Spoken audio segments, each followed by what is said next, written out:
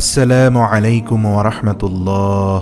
সুপ্রিয় আলোর পথের দর্শক মণ্ডলী, আশা করি মহান আল্লাহ রব্বুল আলামিনের অশেষ মেহেরবানি ও দয়ায় আপনারা সবাই ভালো আছেন। আল্লাহ তাআলা বলেন, কিয়ামতের দিন ৩ শ্রেণীর ব্যক্তির বিরুদ্ধে আমি আল্লাহ নিজেই মামলা দায়ের করব।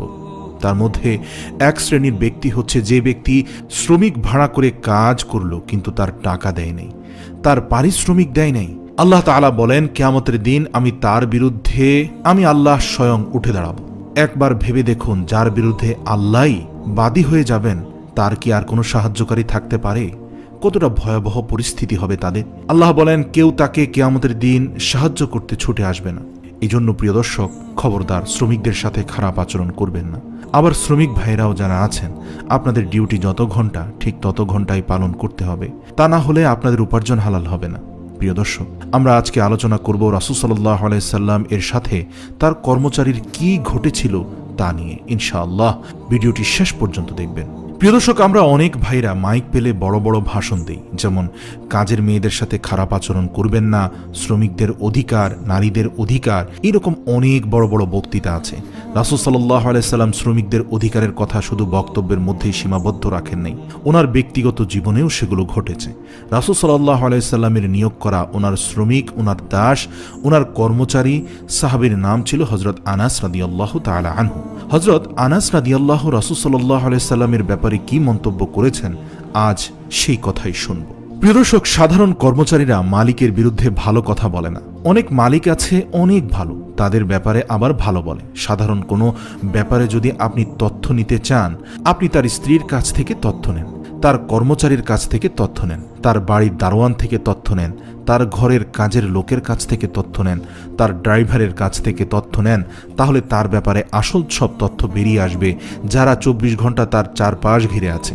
হযরত আনাস রাদিয়াল্লাহু বলেন, রাসূল সাল্লাল্লাহু আলাইহি সাল্লাম যখন মক্কা থেকে মদিনায় হিজরত করলেন, তখন হাজার হাজার মদিনাবাসী রাসূলুল্লাহ সাল্লাল্লাহু আলাইহি ওয়াসাল্লামের সাথে দেখা করতে গেলেন।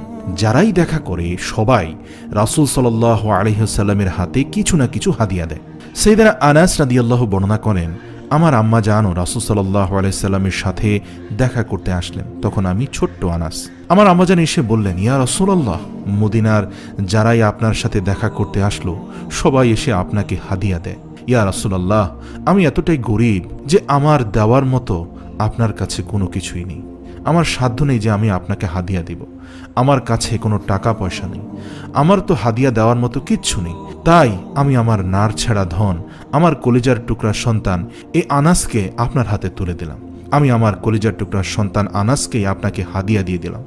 সুবহানাল্লাহ, আল্লাহু আকবার। ইয়া রাসূলুল্লাহ, আমার সন্তান আনাসকে আপনি নেন, সে যতদূর পারে আপনার খেদমত করবে। হযরত আনাস রাদিয়াল্লাহু বলেন, সেই দিন থেকে আমি রাসূল সাল্লাল্লাহু আলাইহি সাল্লামের খাদেম হয়ে গেলাম। কি আর খেদমত করব? রাসূল সাল্লাল্লাহু আলাইহি সাল্লামের মেসওয়াক এনে দেই, জামা এনে দেই, এই যা।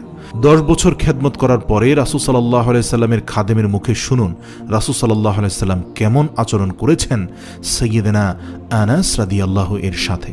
আনাস রাদিয়াল্লাহু বলেন, 10টি বছর আমি আমার প্রিয় নবীর খেদমত করলাম। একদিনের জন্য রাসূল সাল্লাল্লাহু আলাইহি সাল্লাম আমার গায়ে হাত তোলেন নাই। সুবহানাল্লাহ। একদিনের জন্য আমাকে গালি দেন নাই, বকা দেন নাই।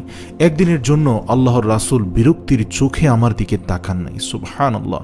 মারবেন তো দূরের কথা, কোনোদিন ভ্রু কুঁচকে কিছু বলেন নাই।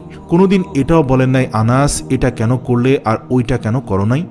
সুবহানাল্লাহ। প্রিয় দর্শক, এজন্যই রাসূল সাল্লাল্লাহু আলাইহি সাল্লামের মতো আমাদেরকে আমাদের কর্মচারীদের সাথে, আমাদের অধীনস্থদের সাথে ভালো আচরণ করতে হবে। রাসূল সাল্লাল্লাহু আলাইহি সাল্লামের ইন্তেকালের আগে রাসূল সাল্লাল্লাহু আলাইহি সাল্লাম 2টা কথা বললেন। 1 নম্বরে রাসূল সাল্লাল্লাহু আলাইহি সাল্লাম বললেন, আসসালাত আসসালাত, অর্থাৎ নামাজ নামাজ। 2 নম্বরে কিছুক্ষণ থেমে রাসূল সাল্লাল্লাহু আলাইহি সাল্লাম বললেন, খবরদার অধীনস্থ কর্মচারীদের সাথে খারাপ আচরণ করো না। এজন্য শ্রমিক মালিকের সম্পর্ক হচ্ছে চেক অ্যান্ড ব্যালেন্স সম্পর্ক। যারা শ্রমিক তাদের দায়িত্ব হচ্ছে মালিকের যে হক সেটা আদায় করা। যত ঘন্টা তারা মালিকের সাথে চুক্তিবদ্ধ হয়েছে পরিশ্রম দেওয়ার জন্য পুরোটাই আদায় করবে তারা। আর মালিকের উচিত অধীনস্থ কর্মচারীদের সাথে ভালো আচরণ করা, আমরা যেন এই চেক অ্যান্ড ব্যালেন্স করতে পারি, আমরা যেন মালিক শ্রমিক সুসম্পর্ক গড়ে তুলতে পারি। আল্লাহ তাআলা সেই তৌফিক দান করুক। আল্লাহ বলেন, যখন নামাজ শেষ হয়ে যায় জমিনে ছড়িয়ে পড়ো, রিজিক তালাশ করো, আবার নামাজের সময় হলে মসজিদে চলে আসো। তার মানে হচ্ছে কাজের সময় কাজ, নামাজের সময় নামাজ। পরিশ্রমে কোনো লজ্জা নেই, লজ্জা হলো অলসতায়।